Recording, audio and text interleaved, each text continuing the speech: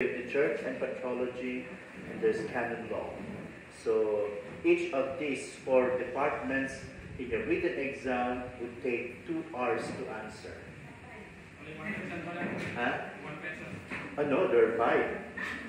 And I said, why there's only 5? You know? Because everything is about from the beginning, from first year to 4th year. That's what we're trying to review here. This is kind of a little review. How many questions for prepare? We're asked to prepare 5, but it should be answered for 2 hours. Easy, huh? You can't punish it for half hour. No? Three people cannot pass. You're not supposed to ask that because if it is disqualified. Okay, so let's talk about Christology. In study of Jesus Christ, remember this section, huh? I'm just giving you some kind of, I'm not mentioning any specific question, but this section is very important. Again, among all the dogmas, Christology is the most important because it's our uniqueness in our Christian faith, the divinity and humanity of Christ. No other religions will study this. So whatever we say here, and then this giving you a cue, I'm not giving specifically the question, but there's probably a question will come from Christology, from ecclesiology, church, from fundamental theology, okay, because that's required. Those are the 3. I'm still thinking of the other 2. But just remember, so whatever we study here, one or the other of the thought that we study here will show up in the exam. Okay? And that's the most I can give you. That's an act of mercy. Be merciful as your Heavenly Father is merciful. So the gospel this morning. Okay, let's talk about Christology. In Jesus Christ topic, we'll be dealing with 2 important topics. Christology, the mystery of the incarnation, this is a review, and soteriology. That will be the next one, next class, the mystery of redemption. Okay? So this is neatly divided, in your track in Christology. A study of the nature of Christ, and the next week, the study of the mission of Christ, that is redemption. Christology and soteriology. Okay? So, how many of you have taken Christology under me before? Raise your hands. 1, 2, 3. The rest? Oh dear. Okay. Let's have a review. Let's have a review. So, let's talk about Christology now. Okay, I forgot to explain the subtitle. Sorry. Let me return back to that. Development of classical theology of the person of Christ and its contemporary root.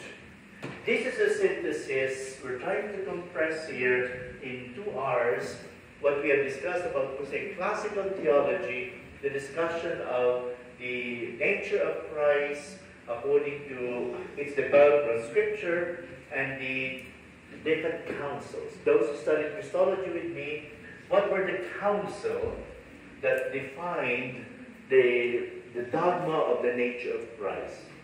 Remember? What are the first council? Nicaea. Council of Nicaea. What is the definition of Nicaea on Christ? Trinity substantial. Consubstantial with the Father. The term homoousios. Okay? That Jesus is, where's my pen? 1 minute. Wait. 1 minute, miracle will happen. Homoousios. Okay? Oh, you kept it. Okay. Extra. The very first term that was used, of course, in Nicaea. Ex of Savior. Okay. Homoousios. Consubstantial with the Father. Same substance. This is from Nicaea. See, that Jesus is the same substance as the Father, same nature, substance and nature are the same. Synonymous term. This is attributed by Nicaea. Okay? We'll review that later on. And then, of course, you have Chalcedon, and then we'll study Novel 3. We'll take a look at that history later on. So, that's a classical theology, the person of Christ, and later on, the contemporary question of Church Jesus of history and Christ of faith. Okay, we'll take a look at that too, because that's very relevant today. So our topic here, by way of merging everything we talk about for one semester in Christology, we'll take a look at classical theology of Christ, tracing the development of early Christology. That's very important. The modern challenges to Christology, meaning challenges to the classical Christology we'll talk about here in modern thought. Okay? Then contemporary Christology. This is almost like historical. Modern, contemporary. Basic trends and tendency in the theology of Christ, contemporary times. Then Christ of faith and Jesus of history. Remember that? As our very first lecture in Christology. The problem of Christ of faith and Jesus of history. Remember that? Then forging Christology today, how we've developed Christology, then of course a conclusion. This is actually an edited version of what we've already been studying in the past. Okay, this is summary and review. Okay? When I say remember this, that's my cue. Okay, only part of that. Because so let's talk about classical Christology, although it is a Lenten season, it's a Christmas creed. Okay, classical Christology. Tracing the development of early Christology. Obviously, the definition of one person and two natures did not actually happen and be found explicitly in the New Testament. You cannot find that. That's a considered definition. So what is actually the idea of Christ in the New Testament, the 2nd and 3rd century? They'll take a look at the Council of Nicaea with Athanasius, Council of Chalcedon, and then the problem of heresies in that area, Docetism, Apollinarian Nestorianism, the Council of Constantinople III. Okay? We'll highlight Nestorianism because it reappears again in modern contemporary Christology. Let's take a look at New Testament Christ. What does the New Testament say about Christ? Christ is the Son of God. Who said that? Among the evangelists. Among the evangelists. Mark. Who else? John. St. John. Did Matthew say that Jesus is God? Matthew? How about Luke? I mean explicitly, like John and Mark. No. Mark said in the beginning, Jesus, Son of God. John said he's in the beginning, he's the Logos, he was God. Did Matthew say that as explicit as John or Mark? That Jesus is God. But there's no parallel to similar to that? Like similar expression? In the profession of faith of Matthew, you are the Son of the living God. Matthew 16. That's very important. To the Mount Peter. In the way to the Mount of Peter. But it's in Matthew's Gospel. Okay? How about Luke? Did he imply that Jesus is God as explicit as John and Mark? What could be parallel to that? What could be equivalent to that profession? The narrative of Jesus' birth. He has no human father. The virgin birth. Okay? By the power of the Holy Spirit. Okay? That's after the divinity of Christ. Remember Mariology? I should include this question. Mariology and Christology together. Interwoven. Okay, that's very important. So take a look first, New Testament Christology. What does it say about Christ? The Word was God. Obviously, that's from John. The Word became flesh.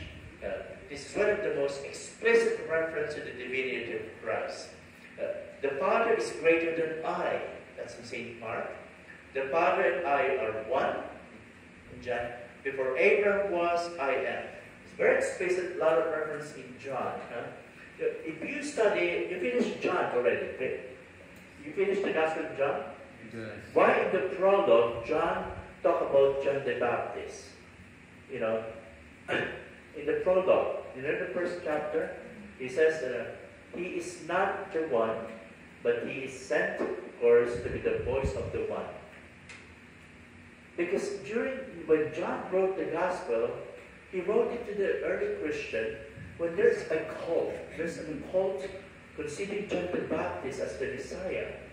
Some group of cult contemporary to John. Just like if you go to Laguna, they call Jose Rizal as God. Okay? And in Davao, Duterte as divine.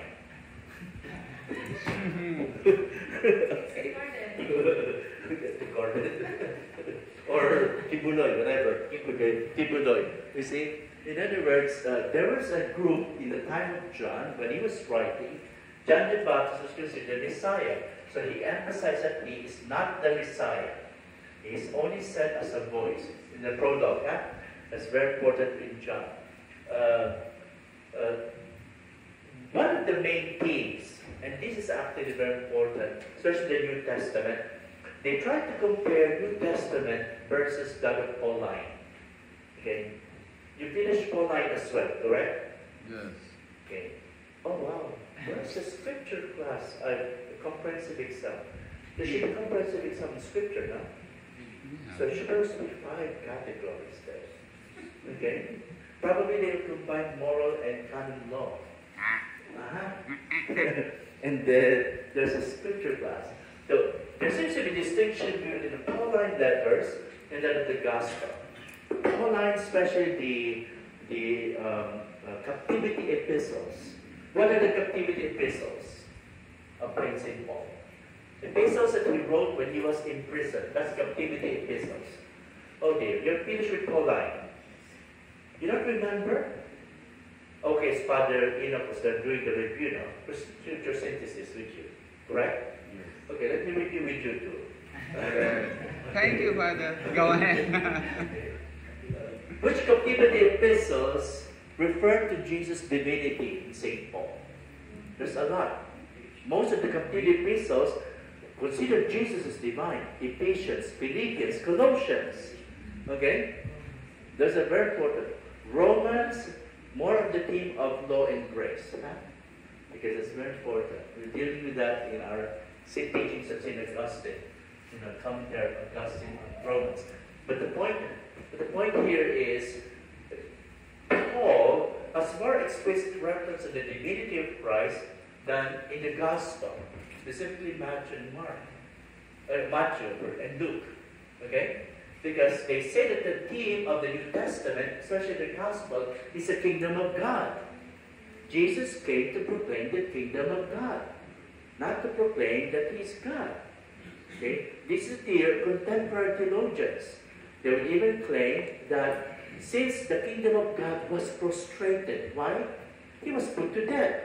So they said the evangelists changed their theology and consider it to be, redemptive death.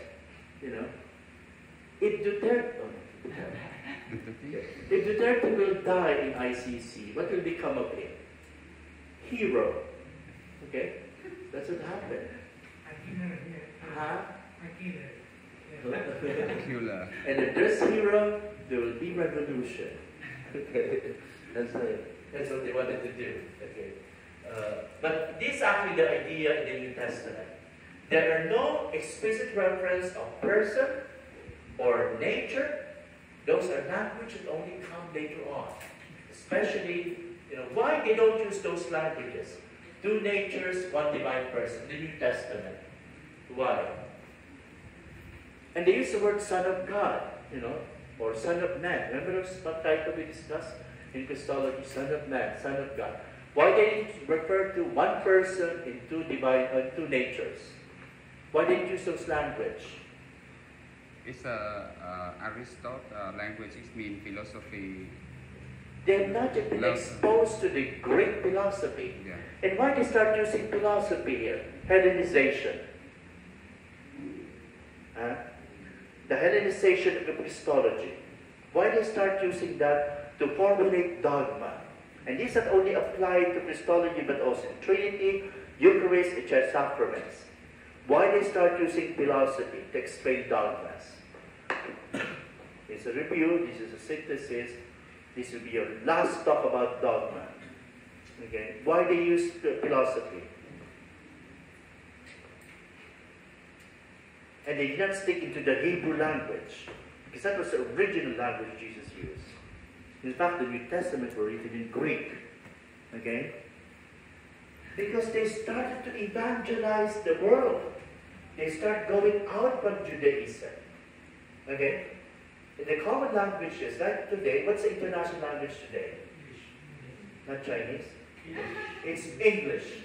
So they have to translate everything in English language. So there's a Greek world, they use philosophy in Greek eventually, but also at the same time, if they will use the Hebrew categories to explain Christ, it would not make sense to those who don't have Hebrew background. Okay? And they have to use language that transcends a culture that can be communicated universally. Okay? You follow? So they use Greek language, Hellenization, okay? Philosophy. How do you insert this in order to compress it? Why they use Greek categories to explain dogmas is precisely because of, number one, for purposes of evangelization, spreading out the world, Greek language is subject to universal, actually, communication. If they use Hebrew language, it will not make sense to the Greek world. You know, for example, because the Hebrew language is very metaphorical, very figurative. The Greek language is abstract and universal, and therefore capable of transcending a culture while keeping the substance of the faith. So it be communicated, faithful to the truth, but transcending from the language where it comes from. Okay, for example, what's the meaning in Hebrew, or in Greek rather, when he said, the hands of the Lord are all over the earth? That's in the Psalm. The hands of the Lord are all over the earth. Providential. How will you translate it into Greek universal? If you tell that to the non-Hebrew, would say, the Hebrews, the Jews, the Greek would say, the Greek Christian would say, what do you mean by that? That huge hand. The hands of the Lord are all over the earth. That's a Hebrew expression. How will they translate that into Greek? What does it mean by that? God huge is hand. giant. There's only one word in Greek. God is almighty. Hand is a sign of power to do things. The expression, the hands of the Lord are over the earth, is a Greek expression. When you put it into language of the Greek, the Lord God is almighty, all-powerful. You see? Which one do you prefer? The Greek or the Hebrew? Hebrew. Well, it's not possible for evangelization. People won't understand that. You see? Because the language of the Jews, the Hebrew language, is very figurative. Yes? This time is he used the language of Greek in this time. Well, they use the language when they start to evangelize, proclaiming to the Mediterranean world this Greek city-state, St. Paul, to the Gentiles. Okay?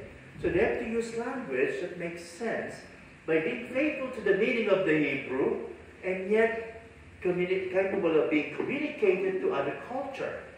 Okay? That's transcultural. You follow? That's the reason why they use Greek. Okay? Hellenization. So if I will ask the example, are you in favor of de-Hellenization? And you have to explain why the church, I'm not supposed to say things, explain why in all the dogmas the church began to use philosophy. Is that a departure from Hebrew original, expression of faith? And I will connect Vatican to Ad Gentes. Okay. The concept of enculturation. Mercy. No, it's Lent. Okay, hold on. They said there have to be 2 hours, Okay, next. Let's go to Council of Nicaea. This is where the Greek start to be deployed. Arius and Arianism. The very first heresy that challenged the divinity of Christ That is, Northern history is Arianism, the denial of the divinity of Christ. Okay? Athanasius, the one defending against Arius, he talked about adequate theology of salvation. You know, the early fathers, they don't just speculate and invented any kind of formula. For them, it will touch upon the whole concept of salvation. If Jesus is not divine, how can he save? How can he redeem? Okay? That's a big question. But if he's not truly human also, but this is not to be discussed in Chalcedon, but the concept here is he has to be divine. That's a big question of Nicaea. And therefore, part, of course, of their whole practice, based on religious experience, that Jesus can save and Jesus redeem. If he is not divine, therefore, he cannot save nor redeem. Therefore, they came out with a formula consubstantial with the Father, homoousios. That is the technical contribution of the Council of Nicaea. It is not as explicit as Chalcedon because a lot of questions will be raised. You know, how is it possible? You know, who is acting? Is it a human person or divine person? Okay? The Son is true God from true God, begotten and made of one substance with the Father. That's the Nicene Creed, the Jewish side on the Sunday. Do you use it on Sunday, or you should the Apostolic, the Apostles' Creed? Sure. And then Easter we use the Holy Spirit. On Easter. Lent and Okay. Easter. Why? Because it's shorter, huh? No. You're in a hurry? Because it's For our nutrition, for the liturgy, Huh? for our nutrition, for liturgy. But you never use the Nicene Creed? I said in Ordinary time. ordinary and Because it's shorter, longer, and a shorter ceremony.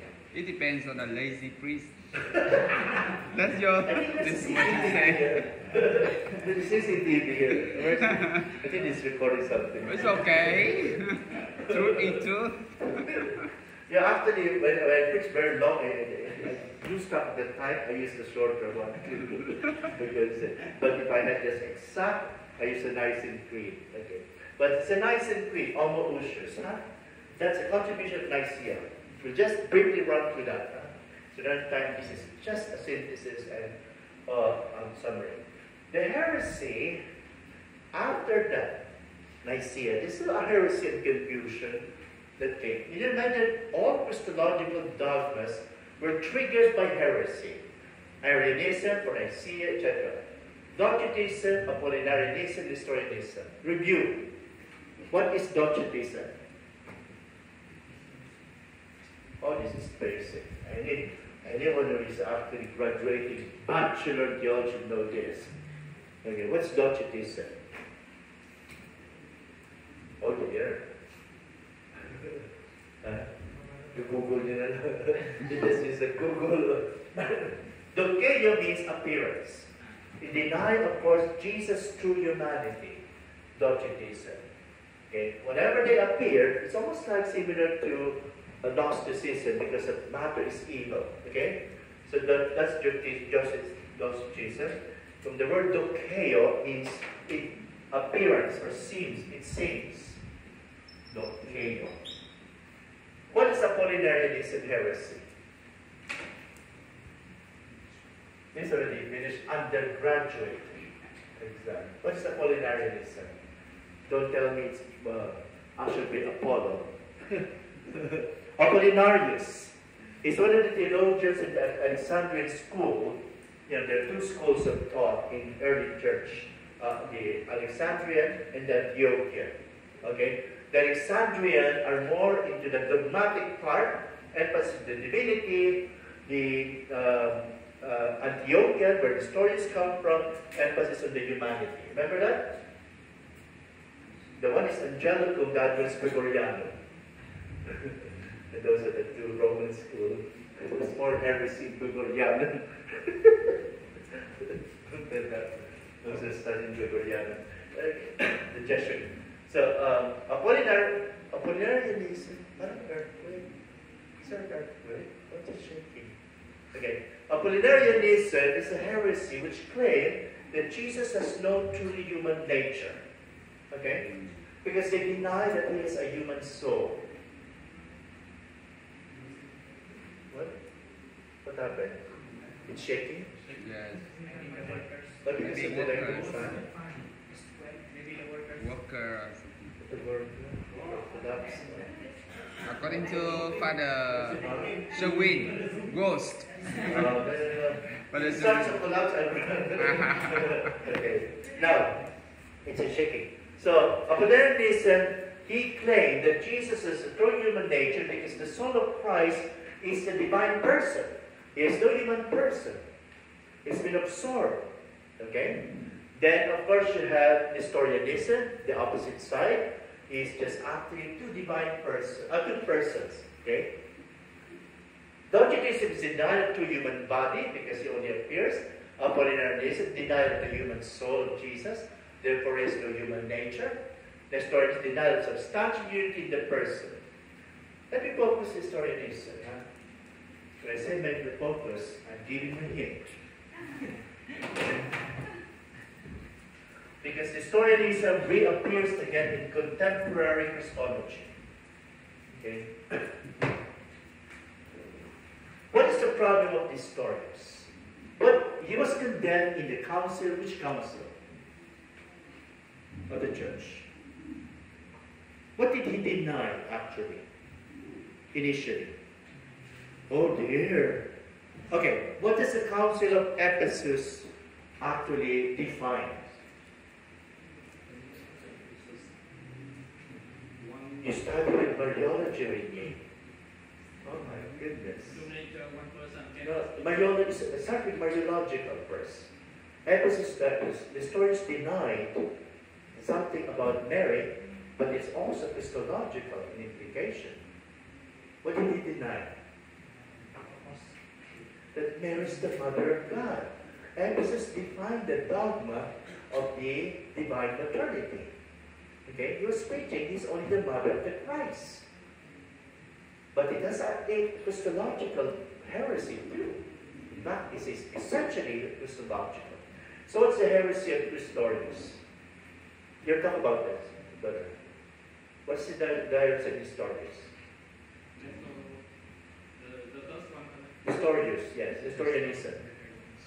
That's impressed about they allow to distinct the two nature of Christ. Two distinct nature of Christ. Yeah. So, is that heresy? They separate the human nature and divine nature of Christ. The next So he believed there are two natures in Christ and they're separated. How they are separated for Nestorius? I not belong. Huh?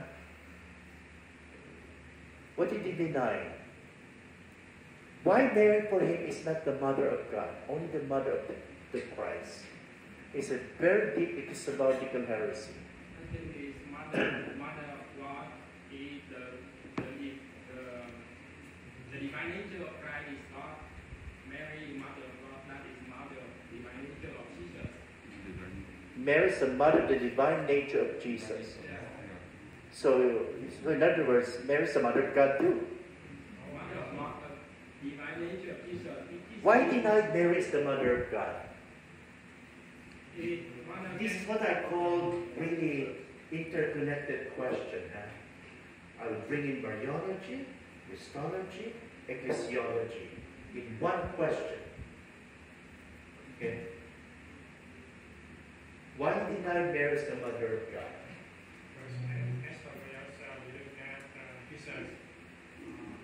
Mary is the mother, only the human nature of Jesus. Okay. So we came out with the idea. What is this Christological idea? When he said Mary is not the mother of God. So This Mary. is the unite between human nature and divine nature in Jesus Christ. This is our belief. And first metaverse, I believe only there are two persons. It's one human person and Okay. He believed that Jesus has two persons. One human person, one divine person.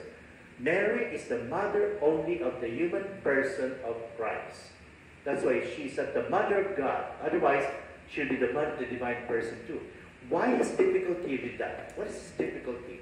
Why he can accept Mary as the mother of God, mother of the divine person? Because he did not accept because if Michael is the mother of God is mother of Father also, he denied that. But he started with the idea that God is eternal. The divine nature is eternal. Therefore, he has no beginning. To be born, you have to have a beginning. So if Mary is the mother of God, she gave birth to God. That means God has a beginning in time. But we believe that he's preserving the nature of God, Nestorius. God is eternal. He has no beginning nor end. To be born is to begin in time. Okay? You follow that? You're getting that? God's divine attribute, which he respected and which they all universally believe, is eternal. Has no beginning nor end. He cannot be born. Okay? Therefore, if you say that Mary gave birth to God, God is a beginning. There is a contradiction with the nature of God. Therefore, who was born of Mary was not a divine person.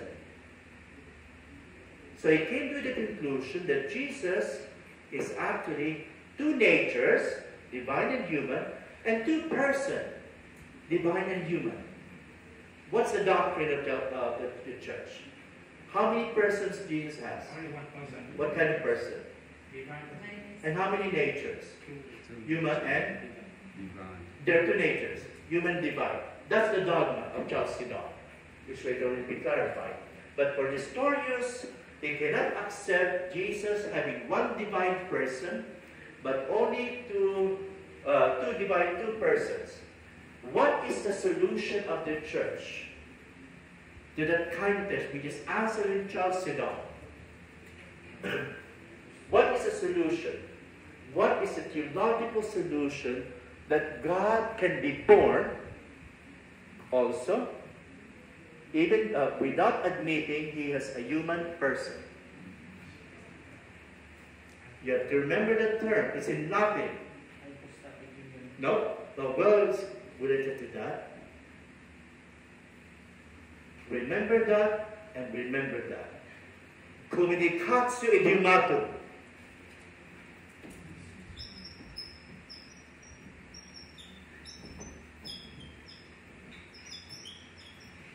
Those who studied Christology, what is it? With me.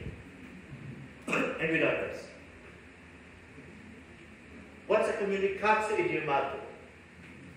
Communication of idioms, idiomatum.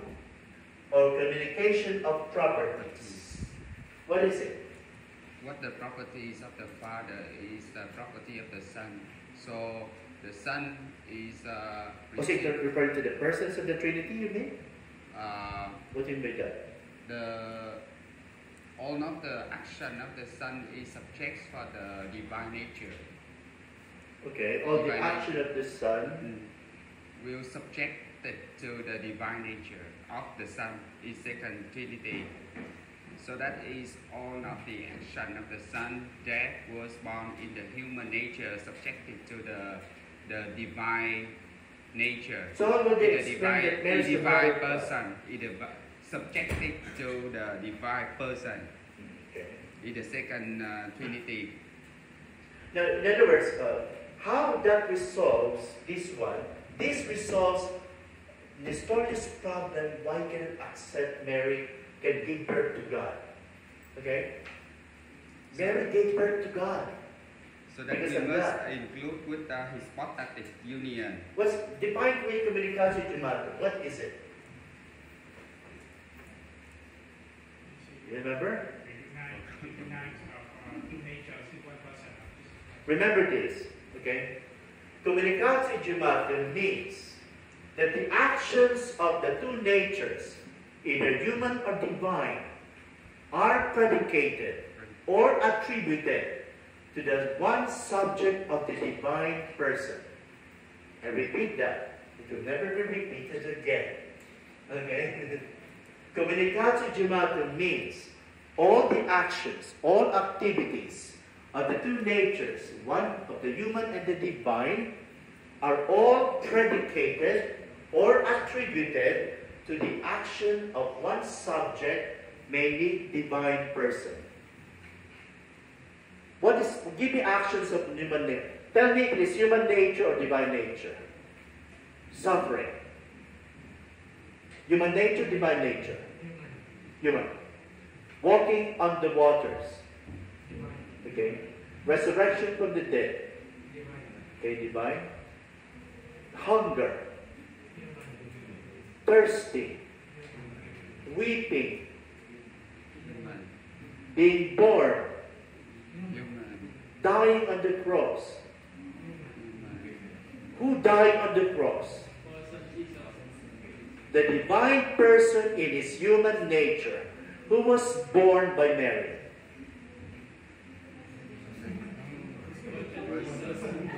Huh?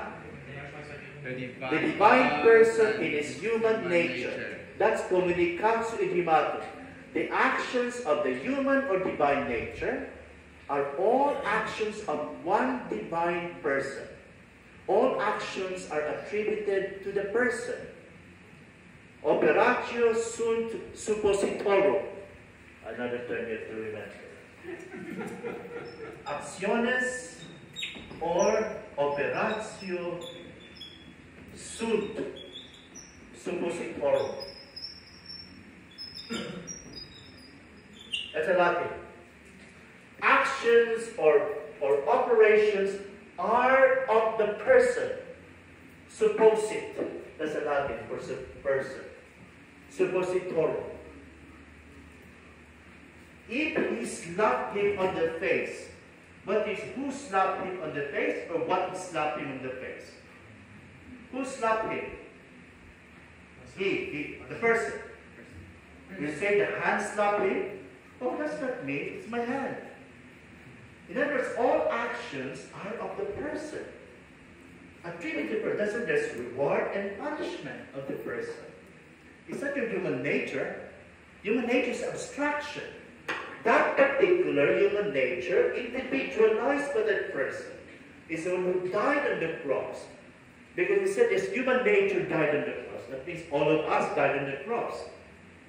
But that specific human nature, individualized by the divine person, therefore, is the person who acts in the human nature.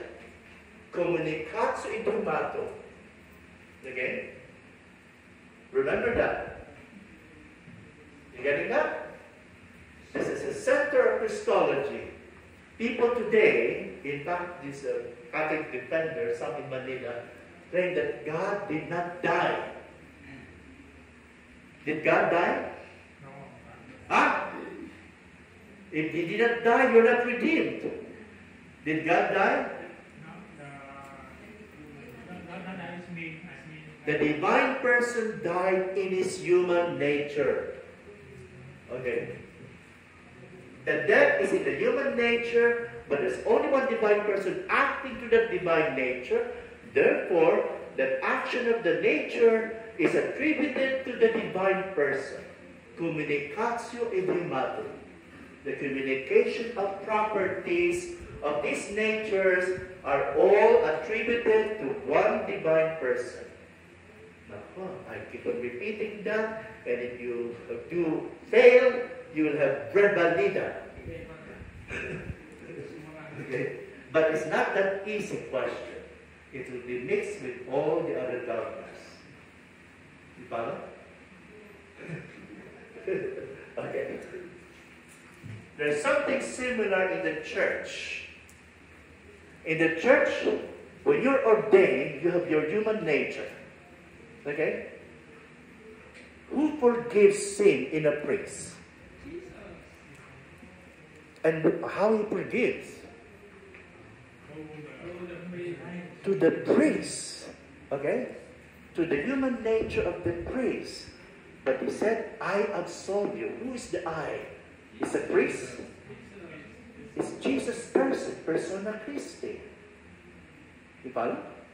Using your nature, your outstretched arm, your voice. But that voice becomes powerful. You got to be ordained first.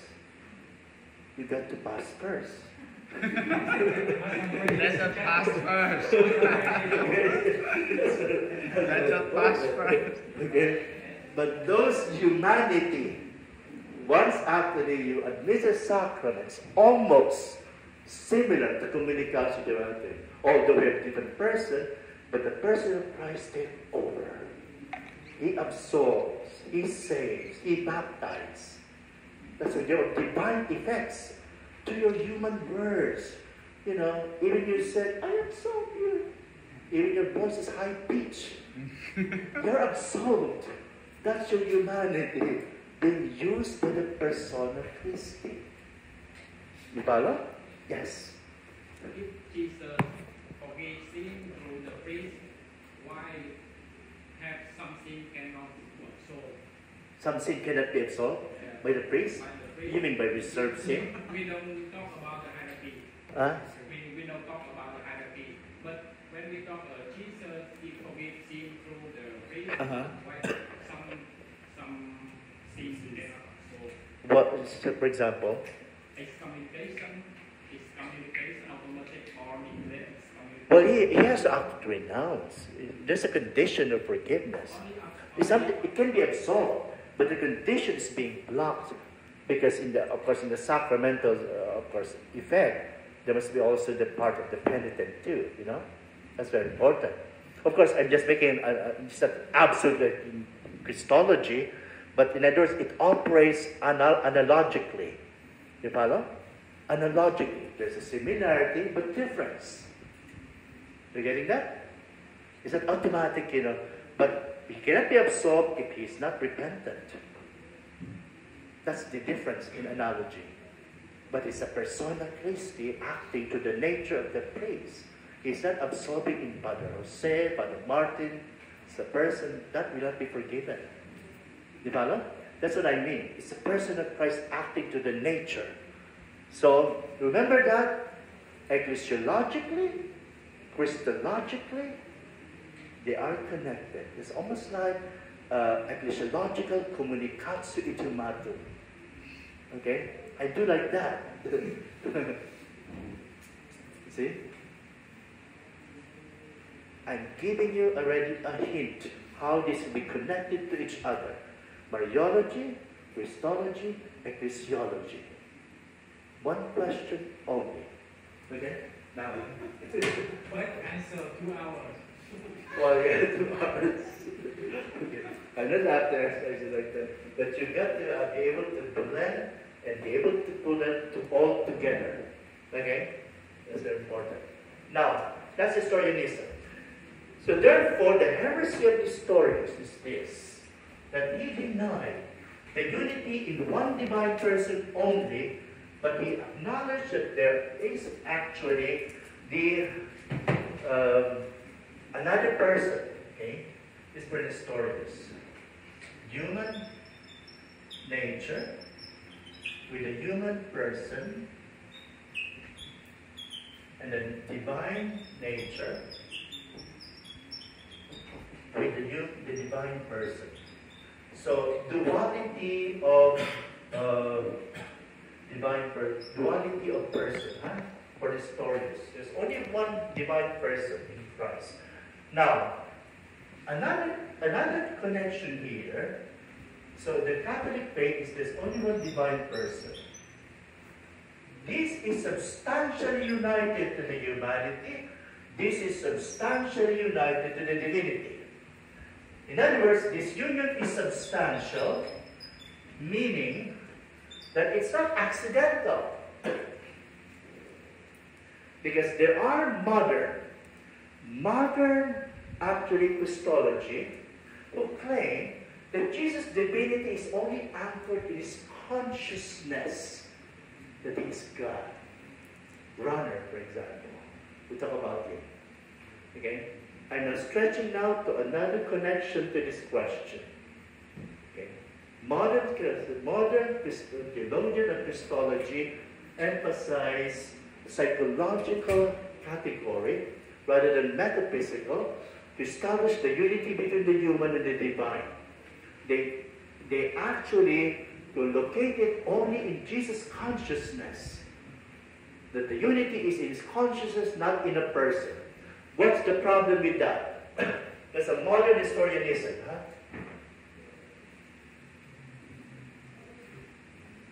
Although Runner will not say that, he was only referring to that. They kind of abandoned this whole metaphysical concept of person.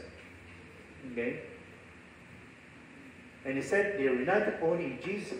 Jesus is conscious that he is God. Okay? What's the problem with that? Reject the divinity. What is consciousness?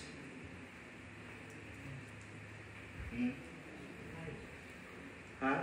Life? If you're conscious, you're alive. Consciousness is an accident. It's an accident. Okay? Meaning, it's not a substantial unity with the divine and the human. You know, consciousness is the act of the mind. It's not the essence of the mind. If you're not conscious, do you cease to be human? You're still human. You see? That's accidental.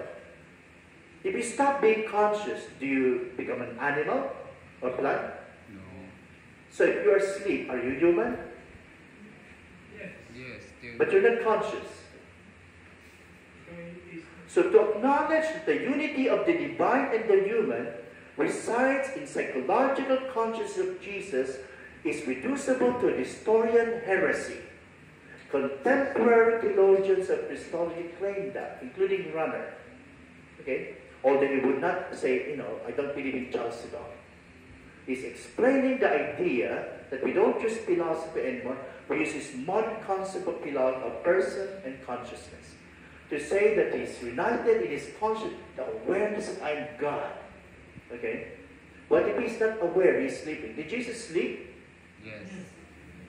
Was he tired? Yes. Why not? Why not? What an answer. Why not? Can he be tired? Why not? Did he sleep? Yes. Why? Tired. Who slept? Jesus. Human nature. God in his human nature. Okay? Okay. This is something. So then is substantially united. You see, the divine person is substantially united. It means there's no entity in between them, So if you consider his consciousness only the unity between the two, and not only divine substantially, that would be Nestorianism. Okay? Because for him, having these two persons is only united by some kind of grace. Okay, if somebody told you that the unity of the divine and the human in Jesus is by grace, is that actually okay? Why not? That the unity of the divine person, of the divine nature of Jesus and the human nature is only by grace. The unity. Is that acceptable?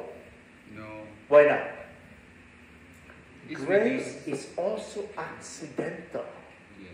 Because grace, sorry. Because- Grace must be given.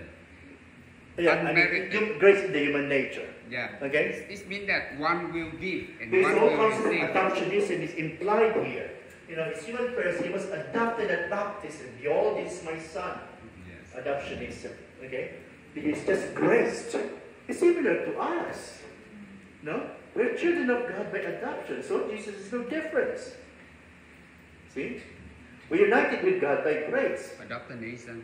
That's adoptionism. That's a heresy too. That Jesus is not truly divine.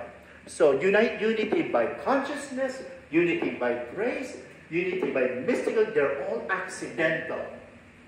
Therefore, that would be Nestorian in a modern contemporary theologians. Because that's our substantial unity. Okay? The human person, the human nature of Jesus cannot exist without the divine person. Can you separate your person from your humanity? What will happen? His human nature will just be abstraction, just generic.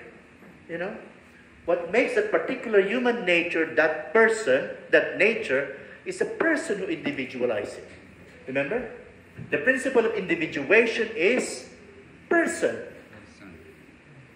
This is very hard if we don't have scholastic philosophy. And we have to fire that university. When you come Slow from... down for the very fast English and advanced words. Slow down. Okay. That's very important. You follow that? You getting that? All kinds of accidental union would be tantamount to Nestorianism.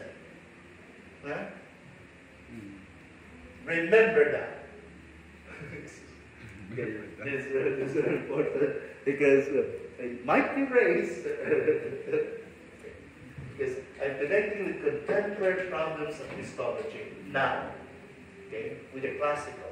But last time you talked about consciousness, I still remember the conscious is formed by the ideas of the people.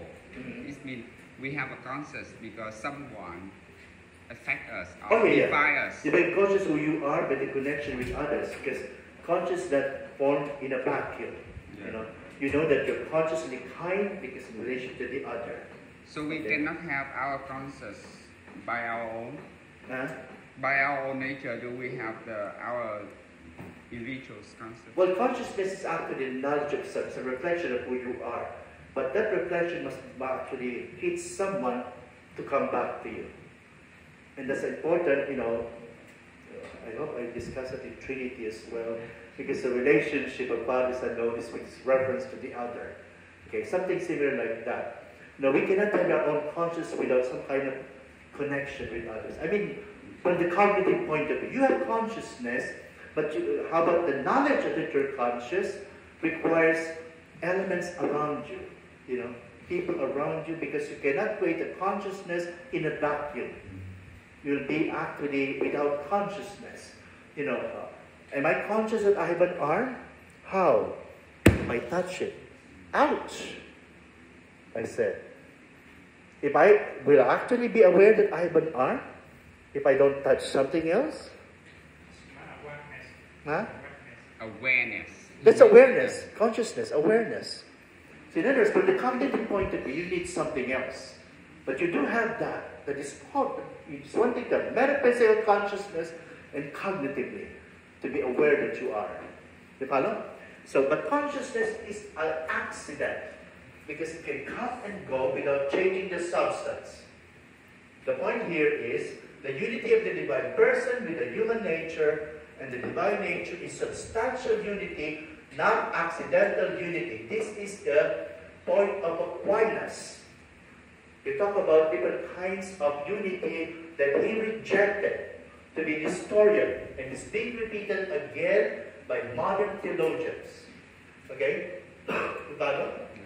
I am staying longer in this because it has relevance. Okay? You follow? It's easy, huh? Good. Let's move on. Easy. How easy is it? Where again dogma? How easy is it? Council of Chalcedon. Okay. Believe in substantial, you see here, Chalcedon now responded there. Believe in substantial unity in person, one and the same Son, hypostasis. That's a big concept. Hypostatic union is a contribution of Chalcedon. What is the meaning of hypostatic union? Unity between human nature and divine nature in one person. That's why it's called hypostasis. Hypostasis is a Greek word for person. That's why it's sometimes called personal union. Okay? The human and the divine is united in one hypostasis. Okay? In the Trinity, how many hypostases? Trinity. The Holy Trinity.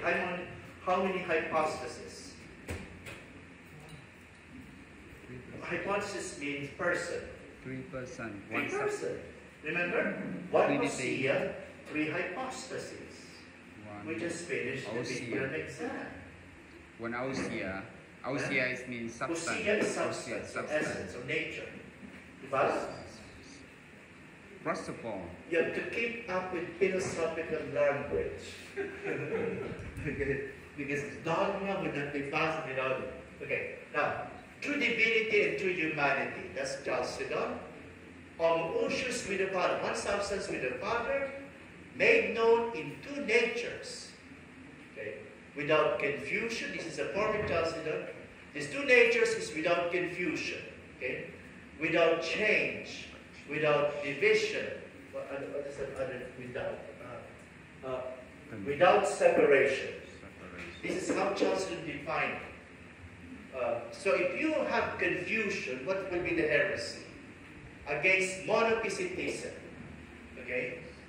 Meaning there's only one nature in Christ. Apollinarianism belongs to that. Monophysitism is a heresy, meaning mono, one.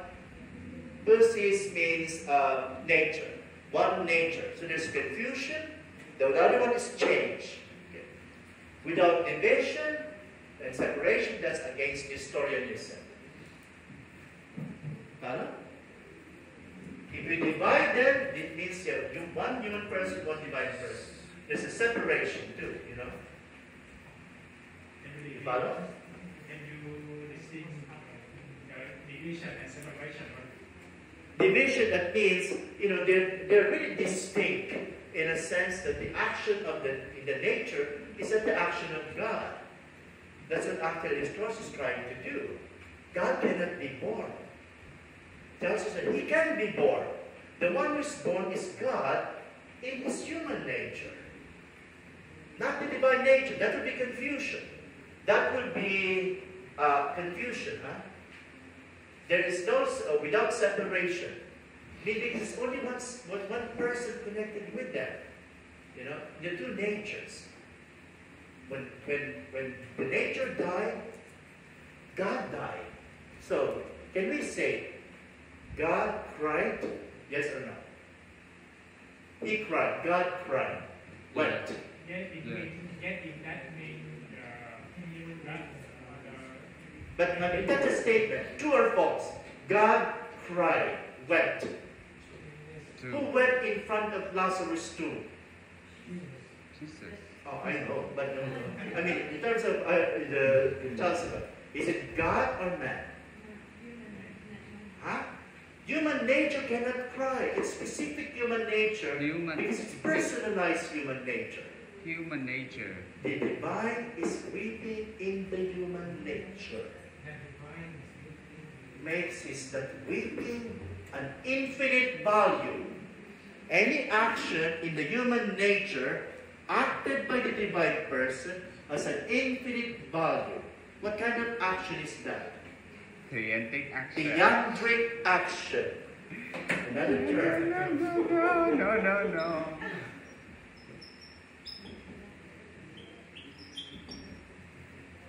That's what happened also in ecclesiology. The priest is making a ecclesiological theandric action. Okay? His human nature, I absolve you, I baptize you. This is my body. The human nature of the priest and the voice is acting, but the person of Christ is effecting divine acts. Meritorious act. Infinite act. Is he ready to become a priest? Not yet. If you pass. Not yet. That's very important. You are making an infinite, meritorious act. And that's a theandric, in a sense, theandric action similar to that. Because a persona Christi acting to the humanity of the priest at the moment of administration of the sacraments. That's like in the human nature of Christ. It's very important how Vatican II connect the mystery of Christ with the mystery of Jesus, the mystery of the church. Okay? We'll get into that as another one. You have to remember, I still have that formulated like question because we have not yet arrived on ecclesiology and sacraments. Okay? Okay? Remember that. That's Chalcedon. What about Constantinople? What Christological dogma it defined? Because there's still confusion after Chalcedon. What is the big question of Constantinople III? In fact, condemned heresy too.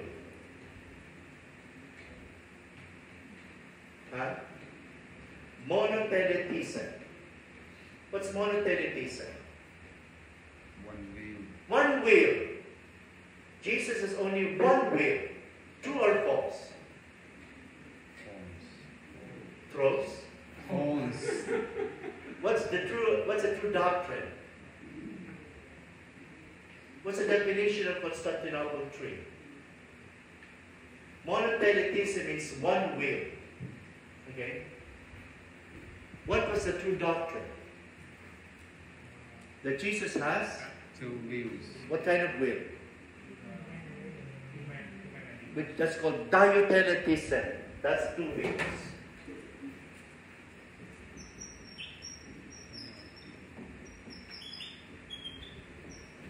Okay?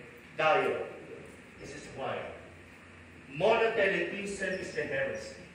One will. That's the heresy. This is a doctrine.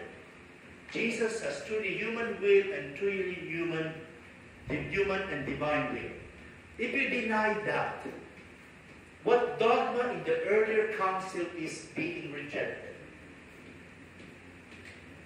If you deny that Jesus has truly human will and truly human divine will, what dogma in previous council is being negated? Chalcedon. What did Chalcedon define? Truly human and truly divine. You cannot be truly human without human will. You know, part of being humanity is intellect and will. Has Jesus also human intellect? Huh? Yes. False? Yes. Of course. What if you deny that? What will happen? It will be against Chalcedon. Okay. Like submission. It means that all of the things of the Jesus always submit with the divine will. Which one submit? Submit about the The will. divine or the human will? Like all of the human will submit to the divine will, so that Jesus like just a person with just a person was received. When you say submit, who is submitting? Person or nature? Huh? Person. It's two person. It mean if So there are two persons. sorry. If we follow this one, it mean Diotheletism. yeah, one person but have two will. But monotheism is Only one will. Yeah, one will. It means the divine will be the subject. Who is willing in Jesus? For example, would you like to, can you heal me? Of course, I will it. He said, who's willing there, that episode? Healing a leper man. Human. The God, divine or the human? Huh? Who is willing there? The divine or the human will? Divine. It's a divine person. There's only one person in Jesus. Divine person. The nature cannot will in abstraction. That specific nature individualized in the time and space by the person, substantially united to the nature. So if you said the human will submitted to the divine will, that seems to be another person in Jesus. It's a divine person. So when you say who submitted, the divine person in his human will submitted to the Father. That's the most accurate, actually, formulation. Again. It's a divine person Divine in his person. human nature. Born, died, suffer, will. It's always a divine person. The will of Jesus in his human nature is the will of the divine person too. You follow? He's the one willing. He's the one acting. Communicatio idiomatum. You follow? The actions of the nature, intellectual, voluntarily, volitional, is the action attributed to the divine person. That's why when the human will wills, it's in conformity to the divine. Okay? That is what's defined in Constantinople. The Coptic Christians, monarchist side, they believe only in one nature of Christ. Syrian Indian Christians are Nestorians, they're still existing now. Condemn monotheism, one will, and monoenergism, one energy or one source of operation. Constantinople affirmed the existence of two wills in Christ, divine and human will. Okay. In the garden of Gethsemane, since we're in Lent, let your will be done, not mine. How many wills are talking there? Huh? Let your will be done and not mine. Remember, it's submitted there. Okay? Who was the one that had difficulty there? The human or the divine? Human. The human will. Human will. So technically, it's a divine person who has difficulty in his human will. Okay? He has difficulty because it's the limitation of human will. Yes. Remember that human nature is limited. It's capable of anything that's limited in Jesus is attributed to the human nature. Death, birth, thirst, hunger, suffering. You follow? Yes. So don't be surprised that the divine person went through that. Okay? That makes all those negative experience theandric. You follow? The sadness of Jesus saves. Because the divine person was sad in the human nature. You follow? Yes. So it's a divine person who is actually submitting to his human will. Therefore, it's theandric. You know, it's always shaped by filiation to the Father. The divine person is always a son. Remember? You're getting that? I think I concentrated a lot here because probably there must be meaning. Why we're concentrating so much on this question in our dogma. Okay? How many are taking exam? No one. What? Until now, no one. No one there to take. Okay. Good. If you master this, you master every aspect of the dogma. Okay, let's move on. So we kind of trace this classical Christology. Huh? There are somewhat modern challenges to this old-fashioned, they call classical by modern thought. Okay? These challenges was raised, remember, by this Cardinal Walter Casper. Remember it? Okay? You know, how many of you have read his Christology, Jesus the Christ? It's a book.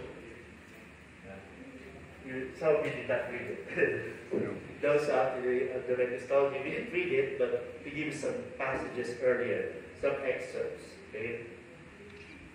Now, what did he say?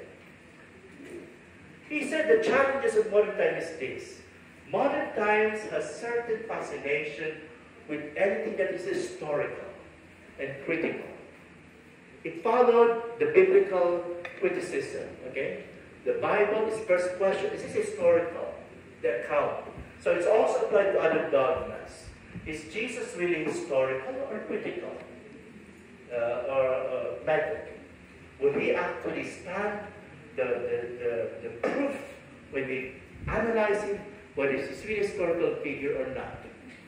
That's the first challenge he was saying. The Christ of history. Second challenge. Modern times is focused on human dignity and freedom. Okay? As Jesus had a kind of human freedom. As his human will capable of sinning. Can his human will commit sin?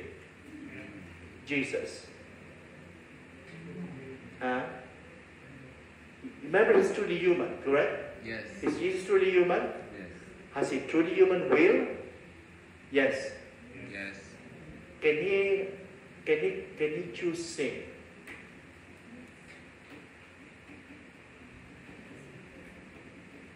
Huh? Yes or no?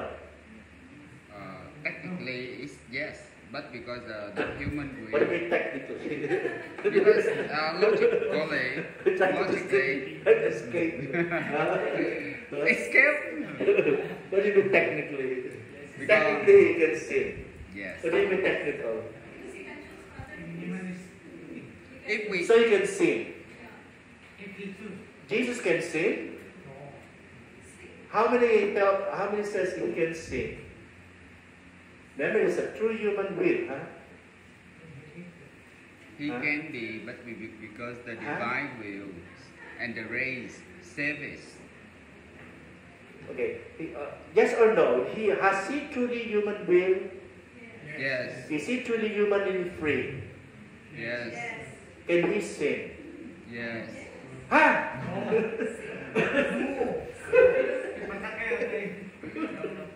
Oh my dear. Okay. No.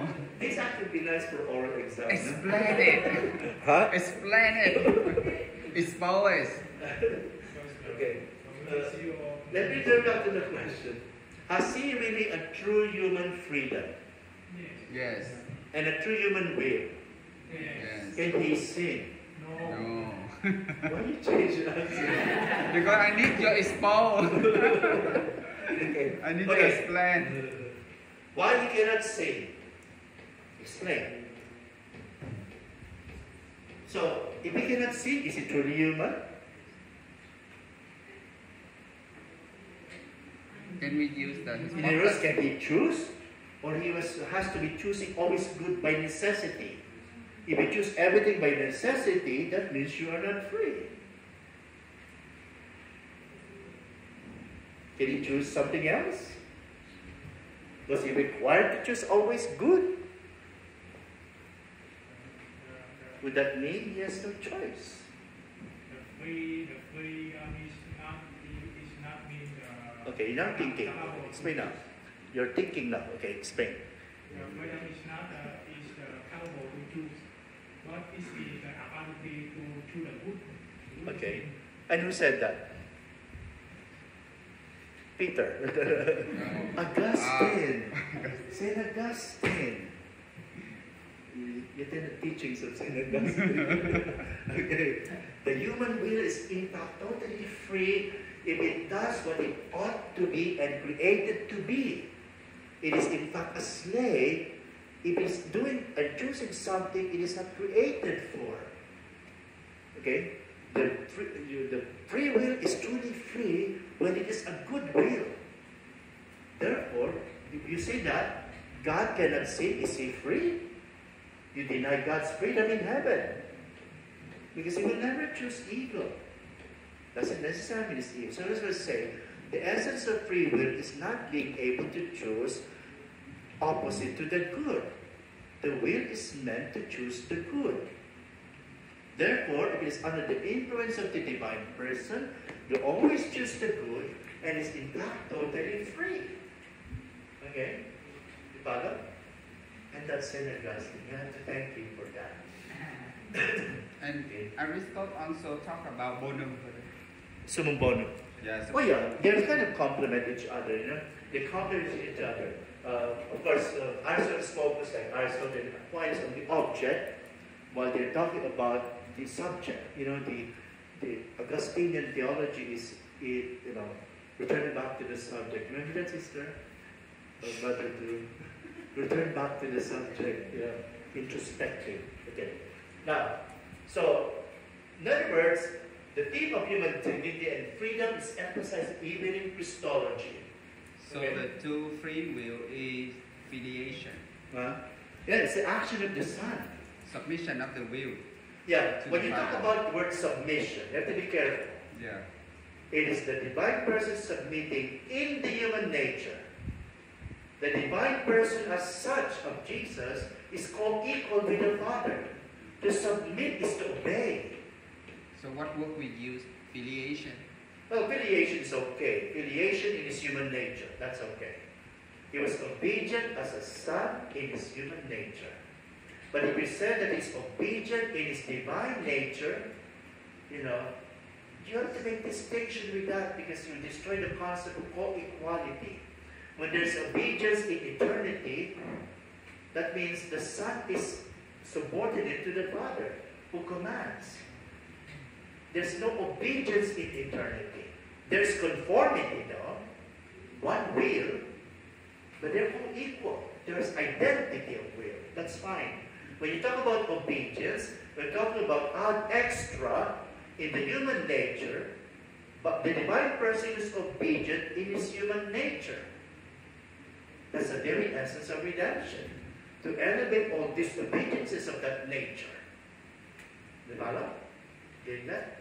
We talk about soteriology now. We'll talk about that next week. Okay? Next week. Hold on. Now, pluralistic theories of religions.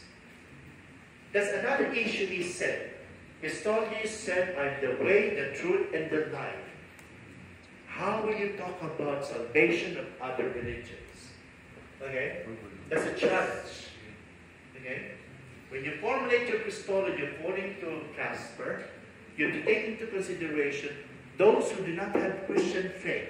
Can they be saved? Is there salvation outside the church? Remember now. I usually preface the word remember. Sounds like Ecclesiastes. No? Remember, is there salvation outside the church? Pluralistic religion.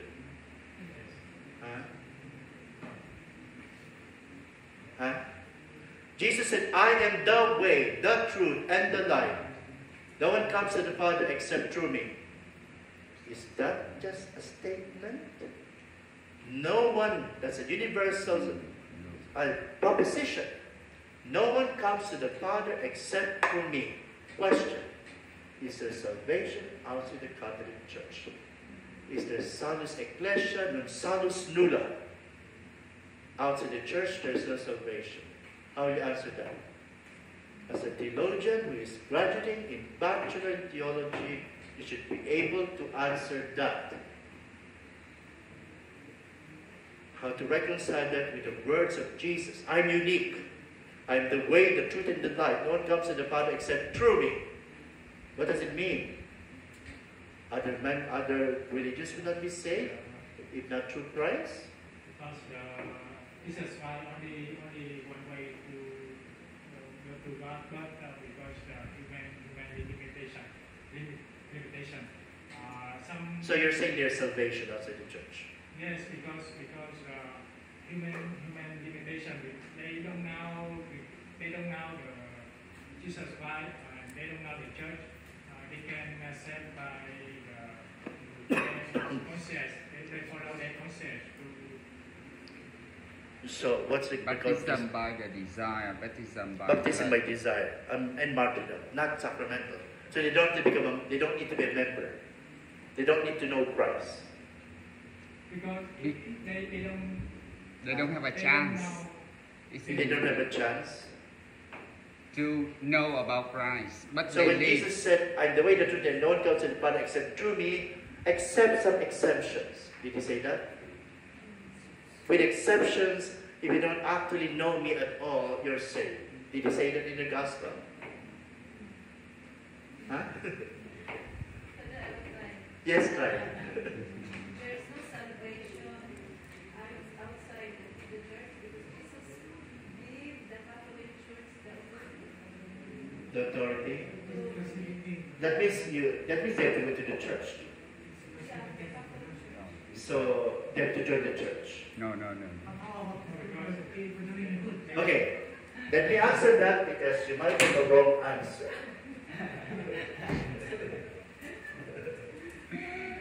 There will be division. You answer this one. There will be division.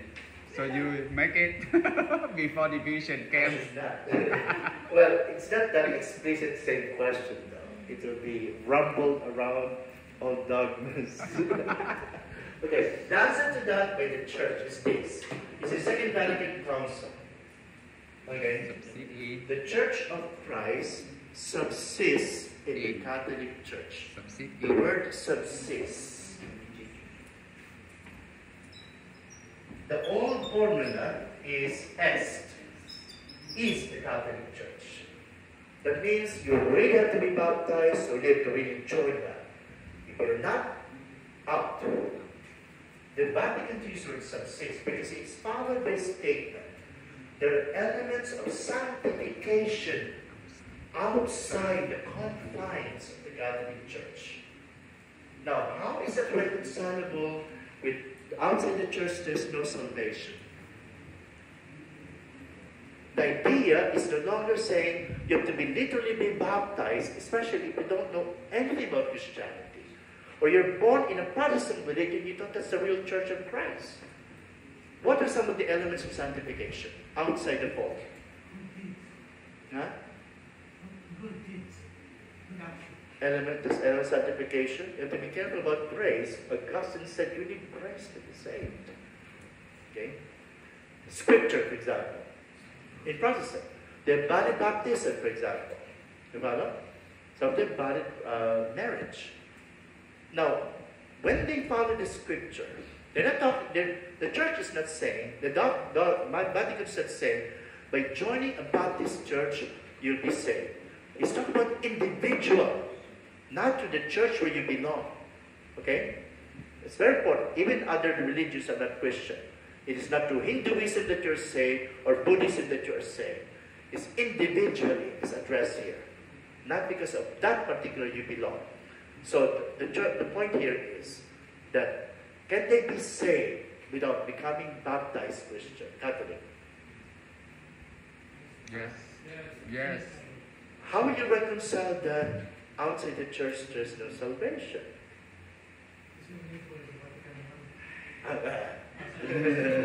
It's still valid. In fact, that's a perfect interpretation of this. If they are ever saved, remember, the word subsist means substance. The true Church of Christ substantially, completely, independently in the Catholic Church. There are accidents of sanctification floating around outside the confines. Those accidents depend on the substance to exist. You follow? Never accident. Accident doesn't exist in its own. Yes. It exists only in the substance. And what is the substance? The church. If they are saved by the Scripture, they are saved to the church. Therefore, they are saved to the church. To allow these elements of sanctification to exist. Who gave the Scripture? Who gave the sacraments? Okay? So if they are ever saved by this element of sanctification, they don't exist on their own. They exist because they hang on the substance. Therefore, they are saved through the church. Therefore, outside the church, there is no salvation. If they're ever saved outside, non-Christian, they're saved through the church. Still applicable. Extra ecclesia non salus nulla. Diba? Outside the church, there's no salvation. Because if ever they're saved by the element of sanctification that exists because the church is the one that keeps them. They exist in the church. They are accidents that don't exist in its own, but hangs on the substance. The important word for subsist is a very philosophical term. So it is reconcilable with an old axiom. Outside the church, there's no salvation. Remember that too. Okay? You follow? You getting that? Okay. Simplify it means that that person not oppose or against the reality of the existence of the Jesus Christ. Okay, not opposed. Not oppose. Well, Because if It's not the they right thing. against or they oppose, it means they reject the salvation. He rejected salvation.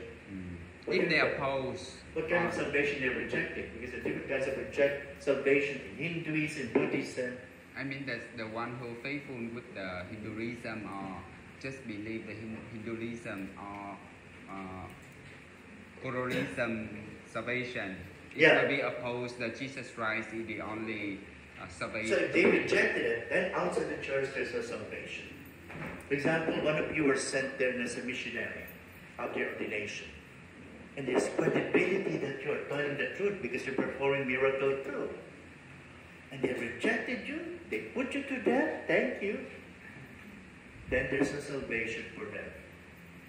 That's what you call, after knowing that the true Church of Christ is a church, Catholic Church, but rejected it or left it and become Buddhists, Hindus, Baptists, but they know in their hearts that that's the true Church of Christ, then there's no salvation outside the church for them.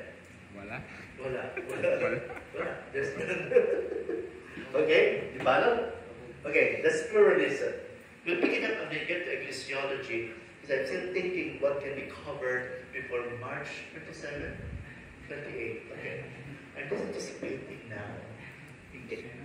Pluralism in truth, the flight of subjective universal truth, the tyranny of relativism. That's another challenge. You know, the truth is changeable according to people. This is challenging for Christology according to Casper. Then, the church's identity significance dilemma.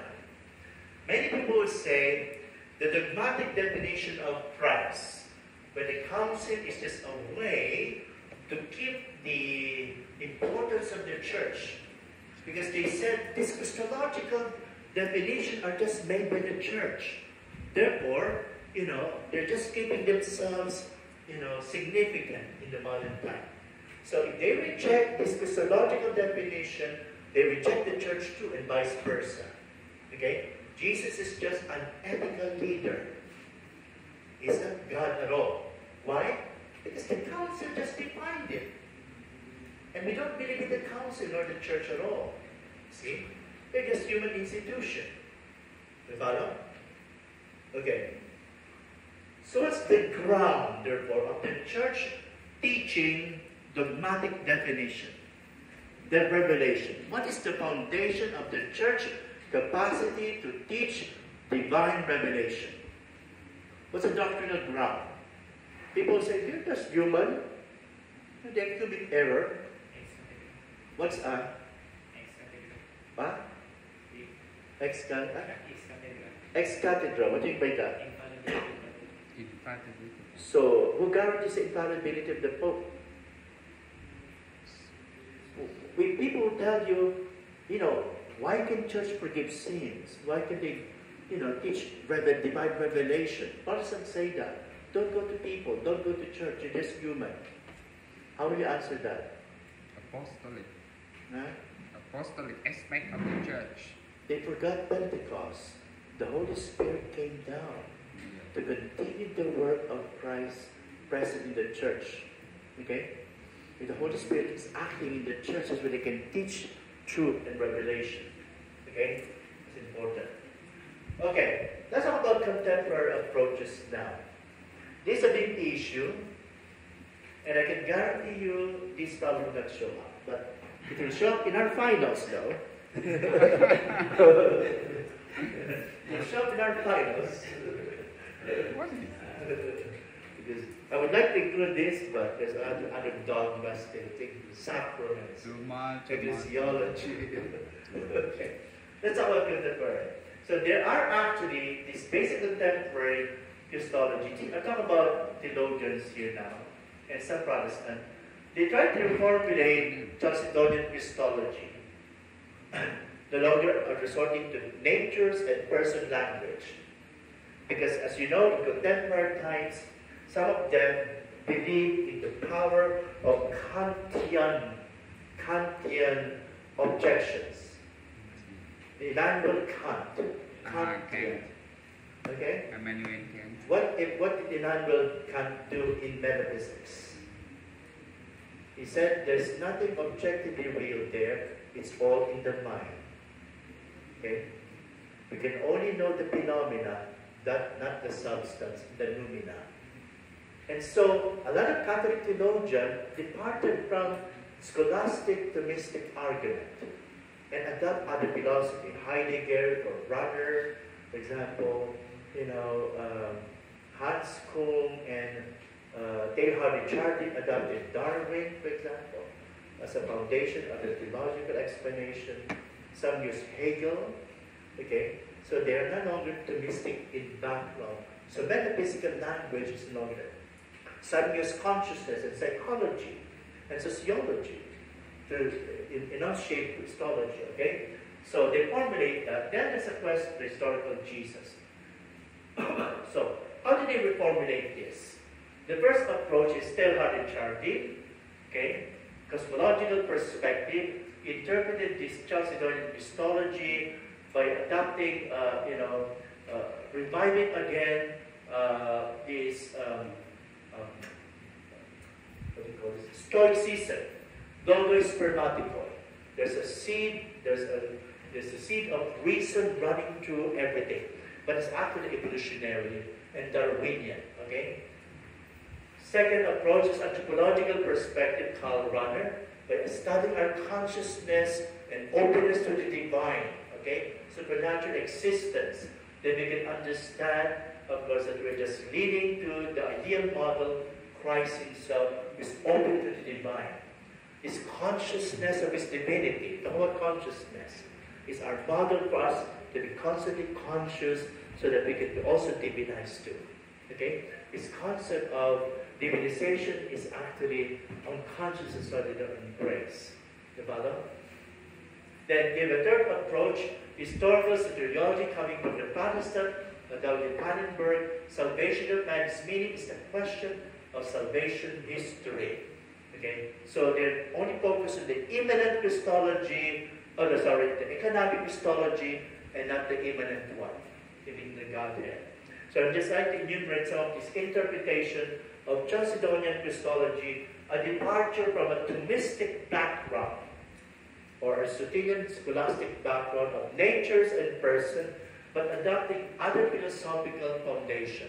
Okay, Heideggerian, Hegelian, and then of course Darwinian.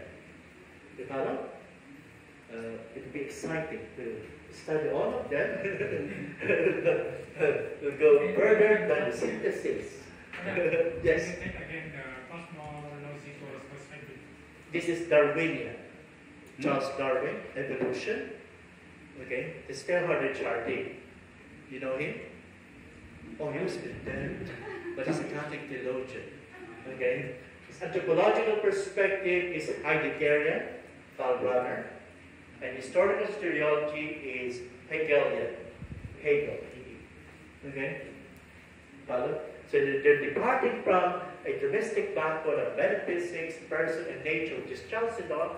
They will not. Some of them will not explicitly deny that, but they will interpret that, reformulate that of those particular sciences that constitute the foundation for theology. It's very important. I was supposed to suggest to add a subject here, history of theology, That would be nice. 4th semester. Because then you study how theology evolved depending on the philosophy that they use as underneath. Okay. Well, the first approach is the seed of the truth in. You said that is the seed of the seed, the seed of reason. The seed of reason. Logos spermaticoi. The seed of reason is it have related or similar with the theory of Bonaventure theologies about fragmented. Well, he talked about that. But he's actually the primacy of Christ in Franciscan. Everything is created through him, for him, and in him. Therefore, there's an imprint of Christology in everything. Imprint. Because everything is created through him, for him, and in him. It leaves behind a Christological mark in everything. So in order to understand everything for Bonaventure, epistemologically speaking, is to look at them through the crucified Lord. You cannot pass exam unless you be king at the foot of the cross. Is it the same with the first approach? Huh? Well, no, it's not. Yeah. It's not. My concern is that what is No. different? It's different because it's evolving. It's more Darwinian. Modern Darwinian, Charles Darwin. evolution. Yeah, evolution. Okay. Thuyết tiến hóa, Darwin. Darwinian. Charles Darwin. Remember? From ape he came to Yes, ape he yes. will return. Not from dust. Okay, let's move on. The very big issue, though, that Pope Benedict even addressed in his Jesus of Nazareth, Volume 1, is this problem. Christ of faith and Jesus of history. What's the problem of this?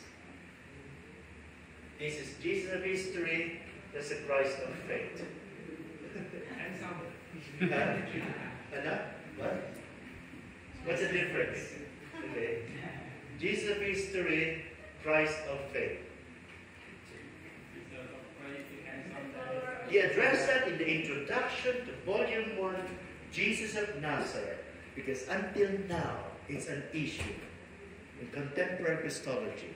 In fact, if you make a doctoral thesis in dogma, you have to touch something related to this. You know, in the pontifical schools, university. Okay. I don't know the thesis of Father who's doing that Christology now. He's teaching Trinity now, or AD. Father. Father. We don't have that thesis now. Oh, he's not writing anymore? Oh, he stopped? I think he It's Christology, no? And yeah, whatever his thesis. But the point here is, this is very, very relevant in contemporary. And professors really, you know, moderators and examiners will hit you in this topic. So what's the problem with this?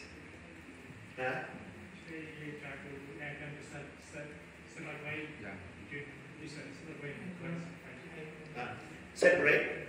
Okay, in what way? Yeah, you're right, they're separating. They're two distinct individuals. Okay? They say that the Christ of faith, the Christ of faith means whatever we believe in Christ, God, through human, through the divine, through wills, human and will, are all just act of faith. Because they are not based on history, who Jesus really is. Okay? These are just formulation of the church because of their hold on power. You know? The church wants to hold on power, and so they created a Christ that's not historically based. So they said these were the teachings of Jesus. You invented it, they said. The church invented it. That's a Christ of faith. Okay? That's what they say. Therefore, if you turn back what really Jesus said in history, Ibala, how will you answer that? Luckily, I won't include that. Okay, that's very important. But, you see here, because it started in the 17th, 18th century when they start asking the historicity of the scripture and the gospel. Okay. Okay, let me make you lose your faith in the gospel. The gospel are proclamation of faith, correct? Yes. Before they put it into writing, and that's in our midterm, it was an oral tradition. Yes. That's in Matthean tradition, Markan tradition, Lucan, and Johannine. They committed those oral tradition into writing. Therefore, the scripture technically is a written tradition, correct? Yes. How do I include that part? That's nice. Okay. However, a written tradition. Okay. So, this is actually just a product of their faith. Are they actually really believe Jesus did that? Or it's just, what they believe after the resurrection? So they just formulated it, not based on the reality of things. What really Jesus said. The first thing they said, why there are four gospels? Different accounts. So four of them have different faith about Jesus? Who's telling the truth? Who is historical? You still have faith in the gospel? Down already. That's what they're saying, okay? The gospel is a proclamation of faith. What they believe. Okay? Therefore, is that meta-historical? For example, what's the gospel yesterday? Transfiguration. Transfiguration. Yeah. According to these modern authors, it was only invented by the evangelists after they experienced the glory of the resurrection. It's not historically happened. Transfiguration. That's why it's like resurrection story. Glorified. That's the price of faith, not history. How will you answer that? That's a big issue, huh? Okay. Now, let's give an example now. One of the things that Pope Benedict talks about, whether the resurrection is a historical fact. Is it? Resurrection. Resurrection of Jesus. Is it a historical fact? Yes. How did you know? Because Huh? Some historians said, well, they changed the story. The historical Jesus, according to them, only came to establish the kingdom of God. And he failed. So they redo their theology. Make his death not a failure, but redemptive. And they said he rose from the dead. So that they could justify the authority of the church. Huh? Logically. Da Vinci Code. Logically. Empty tomb for the... Empty tomb. But Okay. it's just some fact of this, for me, it's still difficult to convince. Like use the empty tomb, some the witnesses and some historical story. But we still make a question because it's need the... Well, it returned back to the fundamental theology about faith transmission. The Fides Qua and Fides Quae. Remember? Yes. Remember? So that will be living tradition plus with the... Oh yeah, there must be a community of faith transmitting it. Transmission. There's no eyewitness from us now. Yes. They were eyewitnesses. But he mentioned here that the account of the resurrection seems to be historical, according to Pope Benedict, because there is one characteristic of the Easter account. They are awkward. Awkward. Awkward. What does it mean awkward? Awkward, like ridiculous. Why it's ridiculous? Jesus was narrated to be running to the wall, entering cenacle, and yet being able to be touched. Can you try that? Walk to the wall. What will happen to you? Die. You die. Yes, You cannot explain that. It's awkward. For example, the Emmaus account. They didn't recognize Jesus, when he was talking the way. Mary Magdalene didn't recognize Jesus. You see? That's awkward. And he said it is actually the proof of the historicity. Because in all the accounts of Jesus, they always quote the Old Testament. The resurrection from the dead of Jesus is unprecedented. It's not happened before. So they cannot explain it. They just record the event as they happened. He ate with them, he was touched, but he passed through the wall. They didn't explain that. Why? They cannot explain.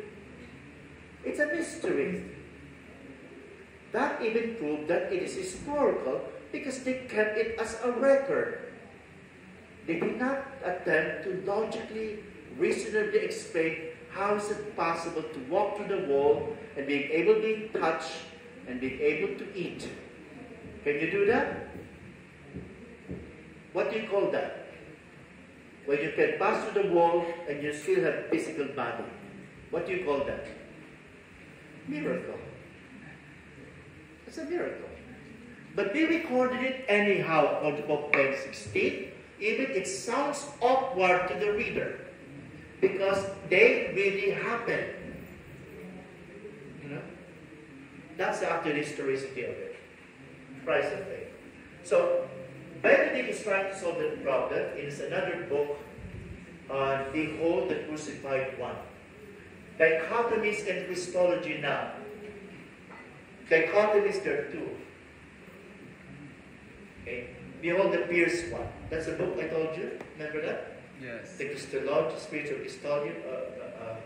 Jesus appears versus Christ of faith. That's the first dichotomy. Christology versus soteriology. Protestant focus on this, Catholic focus on that, although we are including that too. What do you mean by that? This is economic Christology. This is immanent Christology. This is philosophical. This is scriptural. Okay? They always fight together. Faith versus reason. It's earthly. Faith versus reason, another dichotomy. Old Testament versus New Testament, another dichotomy. Pauline theology versus gospel theology, the different Christology. Biblical Christ versus dogmatic Christ, Chalcedon, etc. And finally, individualism versus the church.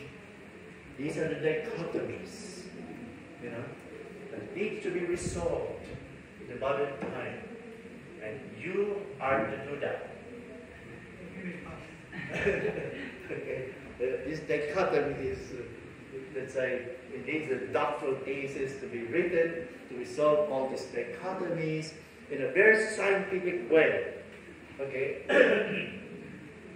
Now, that's actually the problem of Jesus' history and the Christ of faith. Okay. Finally, how to forge Christology today. In order to forge Christology contemporary, this also again from Casper. Basic principle and criteria in doing Christology today. He said the following. Your Christology must be a historically determined Christology. It is true, we have to talk about dogmas, but you also have to prove the historicity of Christ at the same time. Based on those dogmas. Looking back to the scripture, looking back, that's why one of the most important theological branches today, dogmatic branches, is fundamental theology. And I think they're about to remove that in our curriculum. Fundamental? Well, I have heard. Well, they're actually doing, part of the name is a different way, like dogmatic theology or something. They're making a different name, dogmatic theology. Probably much wider. But the better all start with this all basic data, faith, revelation. What's the word of the facts? Okay? Second challenge. Your Christology must be universally responsible. How will you address non-Catholic as well? Okay? It could be applied to all because Jesus is the Redeemer of all. Okay? So the ecumenical dimension comes in there too. Third, he said, your Christology must be soteriologically determined. The Protestant, in order to address with them, they emphasize the mission of the Redeemer of Christ is to redeem. How is this connected to Christology, etc. Because that's the style of the fathers of the church. Huh? They come out with the idea of divine nature, human nature, because of the idea of salvation and redemption. Okay? Okay, we reached the end. Let's have a conclusion. Okay? This is Jesus Christ 1 only, huh? We'll talk about redemption next week. Jesus Christ 2. Okay? Authentic Christology cannot do away with the historicity of Jesus. In fact, it's actually, must be grounded in it, but not actually completely. See, because, you don't have a witness. It serves as its fundamental basis. That statement is from Ratzinger, Pope Benedict XVI, rather, from Jesus of Nazareth, Volume 1. The development of doctrine always presupposes belief in the Church's understanding of revelation to the agency of the Neuma. Neuma is? Holy Spirit. Spirit.